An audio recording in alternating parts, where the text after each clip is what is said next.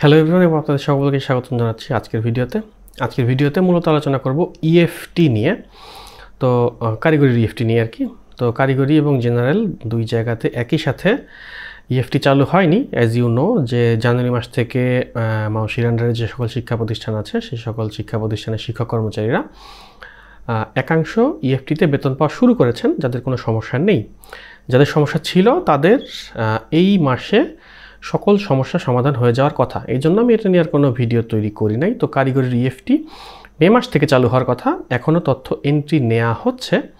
তো তথ্য এন্ট্রি করতে গিয়ে অনেকেই অনেক ধরনের সমস্যায় পড়ছেন। তো কমন কিছু সমস্যা আছে, কমন কিছু সমস্যার সমাধানও আছে। সেই সমাধান নিয়েই আজকে এই ছোট্ট ভিডিওতে কিছু কথা বলবো। তো প্রথমেই কারিগরি ইএফটির বিষয়ে আপনাকে হালনাগাদ থাকতে হলে বা আপডেটেড থাকতে হলে আপনাকে কারিগরি শিক্ষা অধিদপ্তরের এই ওয়েবসাইটটা ভিজিট করতে হবে, techedu.gov.bd। এখানে দেখবেন যে নতুন একটা মেনুই তৈরি করা হয়েছে, ইএফটি সংক্রান্ত জিজ্ঞাসা। এখানে ভার্সন 1 2 3 4 5। এখানে বিভিন্ন সময়ে বিভিন্ন নির্দেশনা এবং বিভিন্ন আর কি ফ্রিকুয়েন্টলি আস্কড কোয়েশ্চেন্স এগুলো দেয়া আছে। যেখানে সর্বশেষ আজকে রেকর্ডিং করা পর্যন্ত ভার্সন 5 এখানে আছে, যেখানে দেয়া আছে যে 31 তারিখ পর্যন্ত সকল জনবলের তথ্য হালনাগাদ করতে হবে। জেনারেল ইনফরমেশন আর ফিনান্সিয়াল ইনফরমেশন এইটা কোনো ধরনের হ্যাসেল ছাড়াই এন্ট্রি করা যাবে। মানে হ্যাসেল বলতে কিছুটা সমস্যা হতে পারে, কি সমস্যা হতে পারে সেটা নিয়ে আজকে আলোচনা করব। তো প্রথমেই আমরা আমাদের টেমিস সফটওয়্যার লগ ইন করে ফেলি। তো টেমিস সফটওয়্যার লগ ইন করার পরে আপনি দেখবেন যে আপনার কিছু লিস্টে নাম চলে আসছে, ঠিক আছে। এখানে ইট ইজ পসিবল যে সবার নাম আসে নাই, কিছু ব্যক্তির নাম আসছে। একটা আনঅফিসিয়াল নিউজ হলো যে 2018 সালের আগে যারা এমপিও পেয়েছেন এখানে তাদের নামই আসছে। আমি এটার I can't verify the authenticity of this news, তবে আমি এটা শুনেছি আর কি, ঠিক আছে। তো যদি কারোর নাম এখানে না আসে তাহলে কোনো সমস্যা নেই, এখান থেকে নাম এন্ট্রি করা যাবে, তথ্য এন্ট্রি করা যাবে। কিন্তু তথ্য এন্ট্রি করার জন্য একটা আর কি রিকোয়ারমেন্ট আছে, যেই রিকোয়ারমেন্টটা ফুলফিল না হলে তথ্য এন্ট্রি করতে পারবেন না। এবং এটা অনেকেই অধিদপ্তরে এ বিষয়ে অনেকেই যাচ্ছেন, এবং যেটা হয়তো বা অনেকেই জানেন অনেকেই জানেন না। তো সে বিষয়ে প্রথমে আলোচনা করব, যে সেটা হলো যে আপনাকে তথ্য এন্ট্রি করার জন্য দুইটা কাজ আগে মাস্ট করতে হবে, এবং এই দুইটা কাজ একটা না করলে একটা করা যাবে না। তোমরা দেখে নিই যে সেটা কী। তো টেমিস সফটওয়্যার লগ ইন করার পরে দেখেন যে এখানে ফিনান্সিয়াল ইনফরমেশন এবং জেনারেল ইনফরমেশন এই দুইটা মেনু আছে। এই দুইটা মেনুতে যে সকল তথ্য আছে এই তথ্যগুলা আপনাকে হালনাগাদ করে ফেলতে হবে, এবং এটা হালনাগাদ করলে কারিগরি শিক্ষা অধিদপ্তর থেকে সেটা অ্যাকসেপ্ট করে দেওয়া হবে। তো এটা হচ্ছে জেনারেল ইনফরমেশন। এখানে সকল তথ্য দেখা যাচ্ছে এবং তথ্য এখানে চাইলে এডিটও করা যায়। আচ্ছা, তো যে দুইটা বিষয়ের কথা বলতেছিলাম যে শিক্ষক কর্মচারী তথ্য এন্ট্রি করতে লাগবে, সেটা হচ্ছে কারিকুলাম এবং কোর্স। তো কারিকুলাম এবং কোর্সে দেখেন যে এখানে কারিকুলাম অ্যাপ্রুভড ইয়েস, এই অ্যাপ্রুভড ইয়েস আপনাকে থাকতেই হবে, মাস্ট। এইটা যদি না থাকে তাহলে কি হবে না আমি একটু পরে বলতেছি, জাস্ট হোল্ড অন টু ইট, এটা একটু নোট রাখেন। আচ্ছা, কারিকুলাম ইনফরমেশন এবং কোর্স ইনফরমেশনে যতগুলা কোর্স রেজিস্টার্ড আছে ততগুলা এই যে এরকম অ্যাপ্রুভড হইতে হবে। আচ্ছা, এবারে আসি অ্যাপ্রুভ না হলে কি হবে। অ্যাপ্রুভ না হলে আপনি যখন এমপিও ইএফটিতে ক্লিক করবেন, এমপিও ইএফটিতে ক্লিক করে যখন অ্যাড এমপ্লয়ি করতে যাবেন তখন এই যে এইখানে কারিকুলাম দেখছেন, এখানে একটা কারিকুলাম এবং এই যে সাবজেক্ট, কারিকুলাম এবং ট্রেড বা স্পেশালাইজেশন, যদি আপনি একটা না দেন আরেকটা আসবে না, ঠিক আছে। এবং ওই আগের দুইটা যেটা দেখালাম ওইখানে যদি এইগুলা অ্যাকসেপ্টেড না হয়ে থাকে তাহলে সেটা এখানে আসবে না। এখন কথা হচ্ছে যে এটা কিভাবে এন্ট্রি করে, মানে accepted, you can make sure যে এটা অ্যাকসেপ্টেড হয়েছে। এটার জন্য আপনাকে যেটা করতে হবে যে আপনাকে এটা এন্ট্রি করে আপনাকে অপেক্ষা করতে হবে অথবা অধিদপ্তরে যোগাযোগ করতে হবে। যদিও বা যেই দুইটার কোনোটাই হয়তো বা এই মুহূর্তে করা সম্ভব না, কারণ এই ভিডিওটা যখন আপনারা দেখবেন ততদিনে হয়তো বা ঈদের ছুটি শুরু হয়ে যাবে।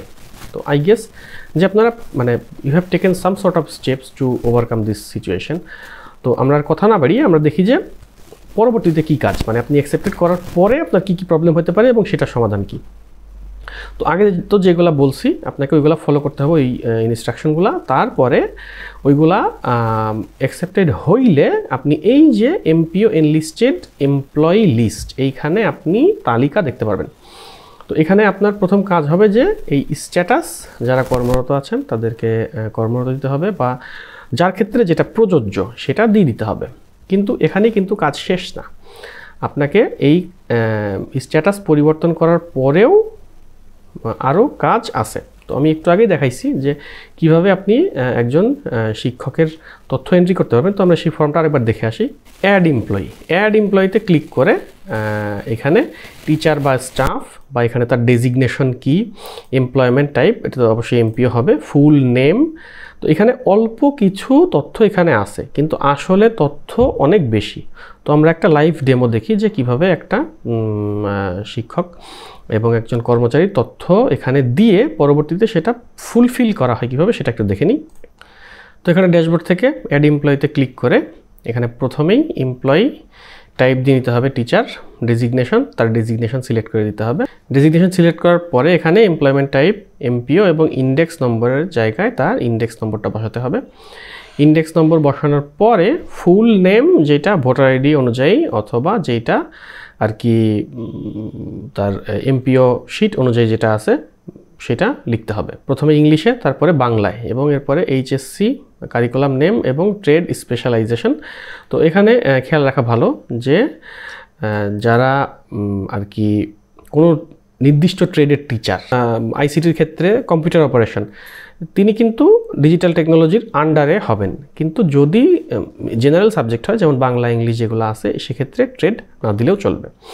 তো ট্রেড দেওয়ার পরে নিজস্ব ডিস্ট্রিক্ট, মানে সেই শিক্ষক বা কর্মচারীর নিজস্ব ডিস্ট্রিক্ট কোনটা, ইনস্টিটিউট ক্যাটাগরি যেটা বিএমটি বা এইচএসসি বিএম যেটাই প্রযোজ্য সেটা দিতে হবে।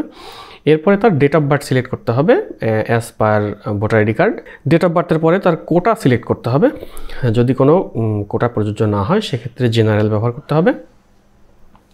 এবং একটা জিনিস খেয়াল করবেন যে আপনি যখনই ডেট অফ বার্থ এবং কোটা আর কি এন্ট্রি করবেন সেই সাথে সাথে নিচে পিআরএল ডেটে, আমি জানি না আপনারা খেয়াল করেছেন কিনা, ওইটা এন্ট্রি করার সাথে সাথে পিআরএল ডেট এবং রিটায়ারমেন্ট ডেট অটোমেটিক্যালি চলে আসবে। ঠিক আছে, অটোমেটিক্যালি চলে আসলে আপনি পরবর্তীতে ইমেল অ্যাড্রেস এবং ফোন নাম্বার এন্ট্রি করেই এটা আপডেট করতে পারবেন। তাহলে পরবর্তী কাজ হচ্ছে ইমেল অ্যাড্রেস যুক্ত করা। ইমেল অ্যাড্রেসটা বসাতে হবে। ইমেল অ্যাড্রেস বসানোর পরে তার মোবাইল নাম্বার, অবশ্যই যেটা নিজস্ব ভোটার আইডি কার্ড দিয়ে রেজিস্টার্ড এমন একটা মোবাইল নাম্বার দিতে হবে। দেওয়ার পরে সর্বশেষ কাজ হলো জয়নিং ডেট, যেই ডেটে তিনি যোগদান করেছেন সেই জয়নিং ডেটটা এই ক্যালেন্ডার থেকে সিলেক্ট করে দিতে হবে। এবং একটা জিনিস এখানে খেয়াল করেন, যখন আর কি এই যোগদানের তারিখটা যখন সিলেক্ট করবেন তখনও কিন্তু এই সেভ বাটনটা অ্যাক্টিভ না, অ্যাক্টিভ স্টেটে না, মানে এটা দেখে মনে হচ্ছে যে এটা ইনঅ্যাক্টিভ। ঠিক আছে, তো এই ডেটটা সিলেক্ট করার সাথে সাথেই এই বাটনটা অ্যাক্টিভ হয়ে যাবে। ঠিক আছে, দেখেন যে আমরা এখান থেকে যদি ডেটটা সিলেক্ট করি, ডেট সিলেক্ট করার পরেই এই যে সেভ বাটন যে নিচে আছে এটা অ্যাক্টিভ হয়ে গেল। এবং সর্বশেষ কাজ হলো যে আমাদের এন্ট্রি করা শেষ, এখন হচ্ছে ছবি দেয়া। ছবির শুধুমাত্র একটাই রিকোয়ারমেন্ট যে ম্যাক্সিমাম সাইজ 300 কিলোবাইটের ভিতরে হতে হবে। এখানে মানে পিক্সেল সাইজটা দেয়া নাই, তো সেটা আপনি পাসপোর্ট সাইজে যেটা থাকে সেটা দিলেই হবে। ছবি চুজ করার পরে you can save the information. এখানে সেভ দিলে তথ্য হালনাগাদ হয়ে যাবে। এবং এখানে সেভ দেওয়ার পরে আপনার তথ্য হালনাগাদ হয়েছে কিনা, মানে তথ্য এন্ট্রি হয়েছে কিনা সেটা আপনি দেখতে পারবেন। তো তথ্য এখানে যখন সেভ দেওয়ার পরে এমন এই যে একজন তথ্য অ্যাড হবে, একটা আইডি বসে যাবে, এবং আপনি যদি এখান থেকে এমপিও এনলিস্টেড এমপ্লয়ি লিস্টে আপনি এইমাত্র যেটা যুক্ত করেছেন সেটা এখানে চলে আসবে। তো এখানেই শেষ না, এখানেই শেষ না মানে বলতে এখানে আরও ইন ডিটেইলসে কিছু তথ্য এখানে দিতে হবে। তো আপনার সকল মানে যে সকল শিক্ষক কর্মচারীর তথ্য দেয়া বাকি আছে সেই বাকি শিক্ষক কর্মচারীর তথ্য এন্ট্রি করার পরে আপনি চাইলে এখান থেকে এই চোখের উপরে ক্লিক করে দেখে নিতে পারেন যে এখানে কি কি তথ্য আছে, এবং স্ট্যাটাসে গিয়ে আপনি স্ট্যাটাসটা পরিবর্তন করে দিবেন যে কর্মরত বা হোয়াট এভার, এটা আপনি পরিবর্তন করে দিতে পারবেন। তো এখানে কর্মরত দেওয়ার পরে আপনার কাজ হলো এই প্রত্যেকটা নামের পাশে যেই এডিট বাটন যেটা আছে, আপনি এই এডিট বাটনে ক্লিক করলে একটা এই যে এরকম বিশাল বড় একটা ফর্ম চলে আসবে, ঠিক আছে? এই ফর্ম থেকে যে সকল মানে এক্সিস্টিং তথ্যগুলো দেখবেন এবং সংশোধিত তথ্য এখানে দেখার সুযোগ পাবেন। তো এইখানে আপনি যেটা করবেন সেটা হচ্ছে যে যেগুলোতে রেড মার্ক করা আছে সেই সব জায়গায় এখানে তথ্য এন্ট্রি করতে হবে। যেমন দেখেন যে এখানে ফুল নেম এটা রেড মার্ক করা, এটা রেড মার্ক করা, মানে যতগুলো রেড মার্ক আছে এই সবগুলো দিতেই হবে। আর যেগুলো রেড মার্ক করা নাই এগুলো যদি সঠিক থাকে তাহলে আর নতুন করে দেওয়ার প্রয়োজন নেই। তো এখানে আমরা দেখি যে কিভাবে তথ্য দিতে হয়। এখানে সবগুলো তথ্য আপনি, এটা তো সব তথ্য সবার কাছে থাকেই, তো আমি এটা ইন ডিটেইলসে দেখাচ্ছি না, এটা সব তথ্য এখানে দিয়ে দিতে হবে। জাস্ট যেই তথ্য আর কি প্রযোজ্য, সর্বশেষে ব্যাঙ্ক অ্যাকাউন্ট টাইটেল এবং ব্যাঙ্ক অ্যাকাউন্ট নাম্বার, এই জিনিসগুলো নির্ভুলভাবে দিতে হবে যেন এটা আপনার আর কি এমপিও শিটের সাথে ম্যাচিং হয়।